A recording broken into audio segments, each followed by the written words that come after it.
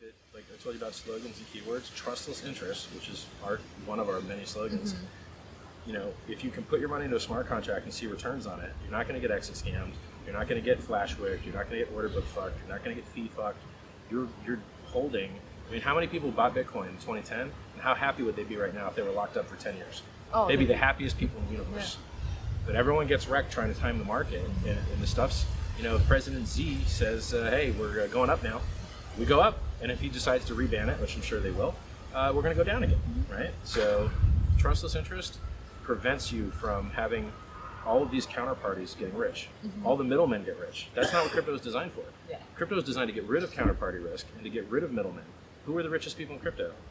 Leverage houses that let you hang yourself with leverage, exchanges that beat you up with fees, and Ponzi schemers. Those are the richest people in crypto. Let's have trustless interest and get rid of that shit. Love it. Yeah. What is your plan for the future, actually? That's what I'm curious about. I'm focused on a currency that I built. Okay. And I think it's better than Bitcoin and better than any other coin, depending on whether you just want to get rich or not. If you want to get rich, it's built for that. If you want to do anonymous transactions, it's not built for that. If you want to do stablecoin, it's not built for that. If you want to be a platform for other stuff, it's not really built for that. You can build on top of it and extend it because it's a smart contract that allows calls from other smart contracts. So you can build other things on top of it, but it's not its core reason for existing. So in the United States and China, there's $7.2 trillion in time deposits, and no cryptocurrency addresses that market. We've got Bitcoin, which tries to be a currency. We've got masternodes and staking coins where you can just unlock them whenever you want, and that's not how a CD works. The way a CD works is you lock up your money, you can't touch it for a period of time. The longer you lock, the higher interest you get paid. So there's an opportunity to address a $10, $20 trillion market in crypto that no one else is addressing. Someone has to build it. So, I was a Bitcoin maximalist for a long time, and I've spoke out against a lot of other altcoins. And what you learn is price can go up whether the tech's good or not. Yeah. Price can go down whether the tech is good or not. Bitcoin drops 85%, 3, 4, 5 times. Is tech any different? No, same tech. No, it's exactly the same. Yeah. And then you start to, when you really learn about markets, you start to learn the difference between a Ponzi and a bubble and a pyramid. They're different. So a Ponzi scheme fails when you make promises that you can't meet. A bubble is when people thought something was cheap, then they thought it should be worth more, then they thought it was cheap again. It has nothing to do with the product. Amazon was a bubble, it dropped 90%. Now it's 50% of all commerce in the United States on the internet. Okay, well obviously it wasn't a Ponzi and it wasn't a multi-level pyramid, but it was a bubble, sort of a bubble, right? Yeah. So my idea is, why don't we do all the things that Ponzi's and scams are doing and onboard new users with promises of high returns of interest, but not have the drop, not have the pop, by using time locks. So in a Ponzi scheme, you have like 1% interest per day promised to you. I think that's what BitConnect used. Or you could have 10% per month, which is what Plus Token used. Both of those Ponzi schemes onboarded millions of new users to crypto. And really, in my opinion, the last one, the Plus Token, the reason that we found a bottom at 3,000 and went up to 14,000 in about 4 months. We went up 4.5 times in 4 months because Chinese people were FOMOing and buying this Ponzi scheme. And then it collapsed. And the 14K top was when the Plus Token founders got arrested, most of them. So how do you get your scheme to not fail? Well, you don't make promises you can't meet. So that's a good start, definitely. Right. So in HEX, it owes you HEX. So if you lock up your HEX, it gives you more HEX in return. The more people that lock up, the less you get. So it's just like Bitcoin. If you're the only Bitcoin miner, you get all the inflation. Yeah. But no one wants you to be the only one. Other guys come in, they see all that free money, and then they all compete for it, and then it becomes less profitable. And staking in HEX is the same thing. If not that many people are staking, then it's very profitable to be a staker. And then if it's too profitable, more people join, and then it becomes less profitable. And so you can give people hundreds of percent promised returns on interest, depending on how many people are staking, right? And then you still have a low inflation rate on the total. So if you have 4% of the whole currency that uses a reward, and only 1% of people are staking, those people get a 400% return. Because you've got 4% of a big thing being given to a very small group of people. That's a lot of energy being shoved into a very small place. And then since we control the currency, or the currency controls itself, it's an immutable smart contract. No one can change it. It allows you to reward people for doing other good things, or getting in earlier, or being honest and ending your stake when you said you would. So there's all these cool game theory mechanisms that you can build in to incentivize positive behavior that you just can't do with Bitcoin. Where you can't do anything interesting or exciting with Bitcoin because the only thing it is programmed to pay is miners. And that used to be awesome when you would onboard new users by getting them to just double-click the EXE and start getting free coins. And our system's the same way. We give you free coins to convince you to buy more. Hey, you got Bitcoin, you can claim free HEX. Yeah. And like a ton of the currency is being given out that way. But if you don't have Bitcoin at the snapshot and you still want to get in, you can send Ethereum and transform it into HEX, which is something EOS launched with and raised $4.2 billion doing it. We have nearly the same launch method. You send Ethereum in, and you can transform it into HEX, and it happens over 350 days. So is it built on EOS then? It's built on Ethereum just like EOS was. Yes. EOS launched on Ethereum. Yes. TRX launched on Ethereum. BNB launched on Ethereum. Tether is majority transacted on Ethereum. It's the absolute right ecosystem to build a decentralized finance product. Are you not worried about the scalability issues with Ethereum? Don't care. Concept? One, we don't need scalability because we're based on locking coins. But two, if we have it, wonderful. And we have the lottery that will have it better than anyone else if Ethereum 2.0 works. And if it starts to suck, since it's a Solidity contract, we can drop it into any other network we want, like EOS or TRX or any other thing that we want. The money is not in being the network. The money is not in the transaction fees. The reason we use Ethereum is because it just costs us pennies to get a trustless, awesome contract. Which works. It works. Yeah. We don't have to overpay inflation and block rewards like Bitcoin does. In Bitcoin, miners make the majority of their money in block rewards, the minority of their money in actual transaction fees, and it's a protection racket. You're paying them to not attack the network. No one else can attack the network but them. They're the only guys that have SHA-256 miners. So we get rid of the protection racket. Instead of paying miners to dump the price and sell it on market to pollute the environment and buy electricity, which is a requirement for that proof of work security model, it is the same security model we use. We're piggybacking on Ethereum that's already eating those costs. So if Ethereum's already eating all of that suck of having to do real proof of work and burn electricity for security, well, we're just going to get on top of that instead of having to do our own, which is, who makes more money, FedEx or Amazon? Amazon does. But FedEx delivers the package, right? So there is a connection between them. In every value chain, certain members of the chain make more money than others. And your internet provider wants to be the media provider now because there's no money in being the middleman. And a chain like Ethereum that's willing to do trustlessness for free, well, there's no actual money in that, right? The money is in the part that I'm doing, the end part, where we control the inflation. And whoever gets the new inflation, those are the people who are getting rich. The early guys are getting rich, right? So I'm happy to launch on that substrate. It is the best one. We've got 3 security audits done, one from Chain Security, one from CoinFabric, and one mathematician that we got through CoinFabric as well that analyzed the tokenomics and showed that longer stakes always pay better than shorter stakes, which is important. Otherwise, it's not worth it. Right? If staking shorter paid better than longer, well, you wouldn't have lockups for very long, right? So I think I've designed something that is like Bitcoin used to be. You can get in for free. You can claim for free. 1 year, that's all over. And what's left is a currency that inflates at less than 3.69%, which is less than Bitcoin has ever been. And if you're an average size staker, there's no inflation to you because you're getting the new coins. The only people that inflation actually exists for are people that stake less than average or don't lock their coins. And that's better. We don't. If you want the ability to dump the price whenever you want, you need to pay a premium for that. And if you want to not dump the price and be honest and give us the first ever chart in cryptocurrency of future market supply, that gives us less volatility because people can time when their stakes end. So if you see there's a whale ending a stake on this day, you can end your stake before or after that guy, and then we don't have extra market pressure on that day. And so because we have the first chart of future market supply, we'll also have less volatility because people know to stagger their stakes to not get extra liquidity on that day that it's not needed. Okay. No other, and it's also more fun to trade. In a normal currency, you've got hash rate and on-market transactions and price, and that's it. That's all you have in Bitcoin. Hash rate, network transactions, and price. Okay, is there any other actual network data that you can get?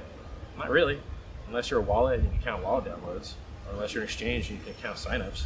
But even in that case, most people leaving their money on the exchange and not even using Bitcoin anyway. The exchange is, you're not, you're just getting an IOU. In our system, we've got how many people are getting referred, what's the average stake length, what's the average stake size, how many people are in the staking pool. We have so many extra pieces of data for people to have speculative stickiness. If you're just into crypto for something to trade and get rich on, I don't know of any other currency that's got more things to watch in it that are interesting, that are tradable, right? So, oh, guys, unlocking a bunch of coins, maybe I'll open up a short, maybe the price is going to go down. I don't think shorting new coins is a good idea. Oh, no. Shorting a new coins is usually not a good idea. It's usually quite risky. Yeah. Never pays off. Because it could just keep going up unreasonably forever. Like when Bitcoin did a 5x, and from 3K to 14K, no dips over 25%. Yeah. One 25% dip, only on a few exchanges. Didn't even dip on Finex. One guy in Stamp sold 5,000 coins, and that pushed a couple other exchanges down with it that were being arbitraged. So I'm really proud of it. I think we've got a trustless, secure replacement for a multi-trillion-dollar product that no one else is addressing. It's free. It's got a referral program, and it's literally designed to pump. Price appreciation is a design metric of the system. I don't think I've ever seen a better opportunity in crypto. And crypto opportunities are already the highest returning opportunities in the history of man. So are you not a little bit concerned about comparing your project and getting inspiration from Ponzi schemes, bubbles? Nope. Are you not afraid that people might just put a stamp on it? Because it is sounding a little bit like a combination of all of them. Yes. If you want to, I hate scams and I speak out against them, and it's very ineffective. Obviously, everyone thinks it is. But I really hate them. Like, I was yelling and screaming at fake Satoshi scammer down in the lobby, and making fun of him. Like, hey, how's that lawsuit going? You're wrecked, right? You know what I mean? So we'll do a new one. Are you Satoshi? Yes. Okay. So you wrote the Satoshi white paper. Yes. And you implemented the 1 megabyte block limit. I put a temporary limit in there after being badgered by Mr. Finney. Right. So when you had access to the code base and could update the GitHub, and when you had access to your account on Bitcoin Talk, and when you had access to your satoshin@gmx.com email, when did you decide that you would stop using those and stop having influence over the project, and then side channel appear as a broke guy later with no successful business interests, no Bitcoin tied to his address, no running from the government in Australia from the Australian tax office? Sorry, I'm not actually running from Australia. I'm in Britain. You know there's extradition laws in Britain to Australia? Sorry, morons who make things up. That's called libel and slander. That's why I've already got a number of people in court, because they're dumb. They have no idea that you can't basically be a public figure in Britain and run from the government. Right. You're only a public figure because you cosplay as Satoshi, right? No, the real Satoshi would still be writing Bitcoin improvement proposals. No, the real Satoshi would have been there with me fighting against BCH and taking the brand. But you didn't even fork real Bitcoin. You forked a copy of Bitcoin. You had a copy of a copy. I did not fork Bitcoin. Segwit forked Bitcoin. Bro, I don't think you can say you want to say these things and whatever else, and you want to say blah, blah, blah. No. I actually made a deal with Jihan. Jihan actually stabbed us in the back, so that's a different issue. I was watching you during the hash rate race when you were competing with Calvin's hash rate from CoinGeek to try and actually take over as the authoritative chain against Bcash. No, and you actually, said we you take over and you lost. Sorry, didn't. If you want to actually, so if the regulators and the legislators can't preemptively prevent people from being scammed, then the best thing you can do is outcompete the scammers for mind space and for mind share with superior marketing and better products. And then these people have a finite amount of money, and if their money goes into the good projects, there's none left for the scams. So if you're not appealing to the public with what works, which is mad gains and limited time offer and referral program and good slogans, stake it till you make it, right? If you've got programmable money, the first program should be interest. I've got a list of, like, I used to have a 150 employee marketing company that I founded. We did 60 million a year in sales turnover. I am an expert at that. I've just been waiting for the right product. Now I have to tell you. You made it yourself, though. Kind of. I have to warn you about this. If you take people's money into a pool and they expect a return on their investment, from the work of others, solely from the work of others, then you're security. We are not a security, and in order to be not a security, there's certain things that we have to do. We have to make you no promises of work. We have to make you no promises of effort. If you send Ethereum to the contract, you have to realize that you are not getting that Ethereum back, and you're not getting any benefit from it, okay? Now, if you mint your tokens, you're minting them yourself, just like Bitcoin. When new Bitcoin gets invented, the miner mints them and creates them himself. No one gives them to the miner. They perform computation and Bitcoin get created. Hex is the same way. When you free claim Hex and submit your proof that says, hey, I had a Bitcoin balance, so I deserve some Hex, you're the one minting your own coins. The network looks and checks your proof and goes, yeah, that's cool. When you lock your coins, it actually burns the coins, but we keep a record that they were burnt, so we still pay inflation on them. Okay. Otherwise, the stakers wouldn't make it.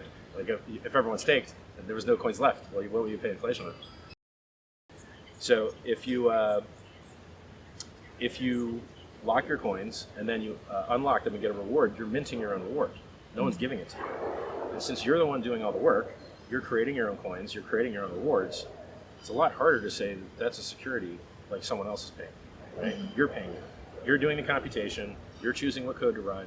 You're choosing what miner runs it. You can either mine it yourself or pay someone to mine it with an Ethereum fee. And we have nothing to do with that. We made a smart contract. The smart contract lives in the blockchain. You can use it or not. It's totally up to you. So it's very hard to make the case that that's a security because we're not doing the work. We're not creating the money. We're not making you any promises. I have no idea what the USD price will be. I can't promise you USD returns. I can show you design principles, design intentions, why things were built the way that they were. I can explain to you how the software works. I can explain to you what our models show and how the math should work, right? If you lock, you're going to get more Hex. Okay, well, that's the math. I'm describing math to you. I have no idea what the USD price will be, right? So at what stage are you currently? we passed all of our security audits with flying colors. There's two things a security audit can do. One, they can find bugs, and we're done with that phase. And the other thing is to make investors secure that the audits were done properly and that they're safe. And in order to make that happen, you need pretty images and good language, right? So the security part's already finished, and we're just cleaning up the language to make sure that people understand how good it is. Because if you get audited and you don't find anything, it's a very boring audit. Because it just says, yeah, it's good. Okay. But people aren't secure in that. So we want to see that you actually tried some stuff, show us the stuff that didn't work, right? When I see the mistakes that you can potentially prevent. So we found one of the auditors found one attack, which was extremely, extremely hard to do. You can look it up on Wikipedia. It's called a pre-image attack against a Merkle tree. Never heard of it. Yeah, it's really advanced math stuff. It would be nearly impossible to do, and very unlikely anyone could do it, and we just fixed it anyway, so no one could do it. Yeah, so it's not, there's no real attack vectors. Then even if you do have attack vectors, it has to be profitable for someone to do them. So if it costs someone like $1 million to find a collision in a hash function and attack you, they could have made 500,000 just doing normal hashing for Bitcoin. Yeah. Why would they lose money to try and attack you when they could make more money doing something else, right? So we don't have any attack vectors I'm aware of, and even if we did, it's very unlikely that they would be profitable. And they have a limited time. Like, you can only claim for 1 year. So if we had any type of like screw up in the claim thing, it's over after a year. Oh, okay. There's all kinds of stuff in it. Like, whales get killed by 75%. All that money gets given to the little guys, the stakers. If you've got multi-sig address, you can't claim, which is most exchanges. If you're Mt. Gox, you can't claim because we just removed it from the UTX set. So all you can do is sell. He's a trustee, and the only thing he can do legally is sell the coins. Why would you give free coins to a guy that could just sell? Exactly. How is that making the world better for anybody? That guy doesn't need the money, right? What else do we got? If the more people that get in after you, the more rewards the stakers get. So we measure how many people claimed, and then how large their claims were. And what's the proportion of them? Sorry. Well, about 1/3 of coins could possibly claim after all the whale penalties and after all the multi-sigs are removed. And I'm not even counting Satoshi's coins. He's probably dead. He's probably not going to claim. Coins that are lost. It's very likely that there'll be a very huge stack of coins that are unclaimable that are going to be given out to people. It should be about 2/3 of the free claims. And then those get multiplied by the adoption rewards. And the adoption rewards go up to 100% at that third, basically. So, we count adoption. If all the ones that could possibly claim do, then those both would max out at 100 and would 3 times the payout to the stakers. So you're getting the unclaimed coins times adoption multiplier, which can be up to 3x. and then that happens on the last day, day 353. It's like the end of the claim phase. Basically, it's like a day after the end of the claim phase because we want people to be able to stake their coins to get in. So if you're like the last guy to claim, okay, you're in. If you're the last guy to get in the adoption amplifier or to free claim, you'll still have time to stake so that you're logged as being staked to get the giant payout, the big payday. Which is where, I mean, the gains on that day are probably 100 times what the normal inflation gains are. Because normal inflation is only 4%. So the stakers make about 4%. This other side, like if people terminate their stake early, they get penalized. Stakers make money on that. If people terminate their stake late, they get penalized, and stakers make money on that. But other than that, what are your ways of preventing people doing it? Well, I mean, it's probably a hidden revenue model. It's probably a dark pattern. That's how banks make money. So in a bank, you make money when people pay fees. Yeah. That's the majority of your revenue. And in this system, if people screw up and they say they're going to stake this long and they choose not to, they're going to get hit with a very heavy penalty. Or if they stake and they don't end their stake, well, someone's got to update the system state to be accurate. You're the one that's got expired shares diluting the staker pool. So why don't you take your shares out like you said you would? Yeah. Who else should pay that fee to do that? There's no automatic in blockchain. Someone has to pay for the transaction or run it themselves. So there's 3 profit inputs to the stakers, and they are early penalties, late penalties, and interest. And the interest is only up to 4%. And if you're an average length, average size staker, there is no inflation to you because you're the one getting all the money. So if you look at the returns during the beginning of the currency, they're about 100x larger than just the 4%. So really, the fortunes are going to be massively made in the first year because people are going to stake as long as they can to get up to 3x the shares. If you stake 10 years, you get 3x shares. And then if you stake, it's prorated, right? So if you stake 5 years, you get like 1.5x shares. If you stake 1 year, you get 1.2x shares. Those people are all competing with longer stakes, with longer locks-ups, to get more shares, to get a bigger piece of that big payday. And that's why we're unlikely or less likely to have any paid dumps, right? People think, oh, well, the price will dump after day 350. Not really, because most people didn't claim the first day. The claim phase goes for 350, and then now you've got a 350 window of the minimum auto stakes ending. But when you claim your money, it's auto staked, so you can't just dump it. You can dump 10%, but 90% of it you got to hold for a year. You can opt for longer. Why? Because we want the price to go up. What makes the price go up? People buying, not selling. Yeah. So we want it to be like the Hotel California for money. Money comes in, it can check out, but it can never leave, right? That's what the S&P 500 is. That's why the price keeps going up and up and up and up and up and up and up, because they keep printing money. As long as they keep printing money, it's easy for anything not being printed to go up. See, when you have a new token, you get price discovery and you have new all-time highs all the time. You get hype all the time. But when you're coming down off of a peak, you've got bag holders that bought higher that are willing to sell at a break even. You have to fight through at resistance levels the whole way back up on the chart. And it's just a lot harder to pump a coin that already has a bunch of bag holders than to pump a new coin that's locked up. Yeah. So how can you sell the supply if there's like all the supplies locked up? It's really good idea. It's really good idea. Most people lose money trading. And I think that, like I told you about slogans and keywords, trustless interest, which is one of our many slogans. If you can put your money into a smart contract and see returns on it, you're not going to get exit scammed. You're not going to get flash wicked. You're not going to get order book fucked. You're not going to get fee fucked. You're holding. I mean, how many people bought Bitcoin in 2010? And how happy would they be right now if they were locked up for 10 years? Oh, they'd be the happiest people in the universe. Yeah. But everyone gets wrecked trying to time the market, and the stuff's. If President Z says, "Hey, we're going up now," we go up, and if he decides to reban it, which I'm sure they will, we're going to go down again, right? So, trustless interest prevents you from having all of these counterparties getting rich. All the middlemen get rich. That's not what crypto is designed for. Yeah. Crypto is designed to get rid of counterparty risk and to get rid of middlemen. Who are the richest people in crypto? Leverage houses that let you hang yourself with leverage, exchanges that beat you up with fees, and Ponzi schemers. Those are the richest people in crypto. Let's have trustless interest and get rid of that shit. Love it. Meet Richard. Richard is a sovereign individual with money to invest.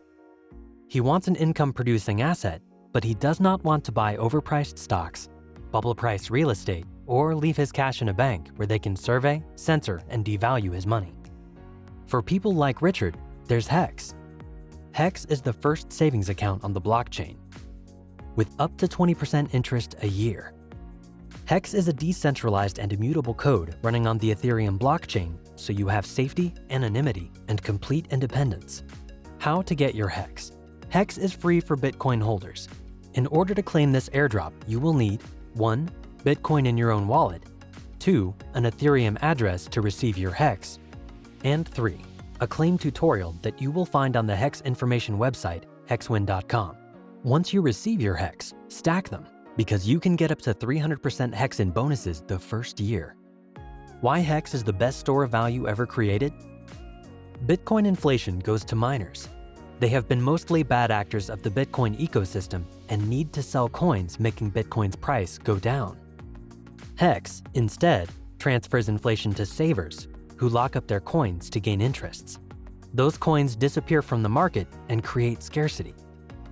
Besides, HEX has a penalty of 50% interests if you unstack your coins before time. Those coins are given free to the stackers. So, who is going to sell in a bear market? Let me show you how to get a good monthly income stream. Imagine you have 1 Bitcoin and get your 10,000 HEX free airdropped. Then you buy some more HEX. Use the adoption amplifier, click on the description, or go to hexwin.com. You can get lots of HEX low price, especially the first weeks. So, 10,000 HEX plus, let's say, 50,000 HEX equals 60,000 HEX. Now we will put this HEX in a monthly 5-year savings period. 12 months times 5 years equals 60 months. That makes 60 stacks of 1,000 HEX each, 1 for every month of the 5 years. You will be getting 50% interests at the end of the 5-year period on every stack of 1,000 HEX.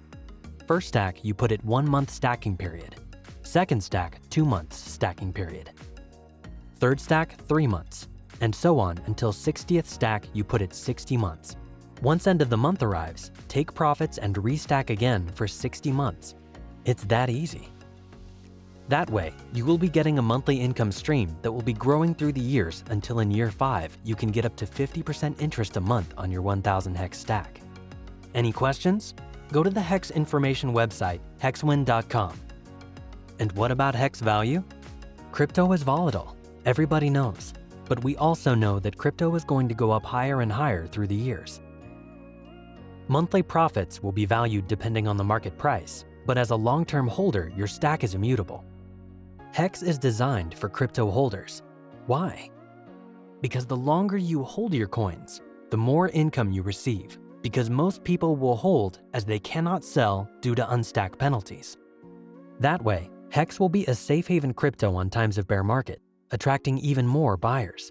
HEX is the best financial product ever created. It provides big monthly income, and it is designed to be low volatility to the downside. And the first year will be explosive in price, as 90% of free coins are forced stake, and there is up to 300% HEX in bonuses for all stacked coins. So relax. Sit and watch how the old multi-trillion banking business model crumbles in the coming financial crisis, transferring its wealth to the new blockchain banking. Visit the HEX information website, hexwin.com, and get informed now.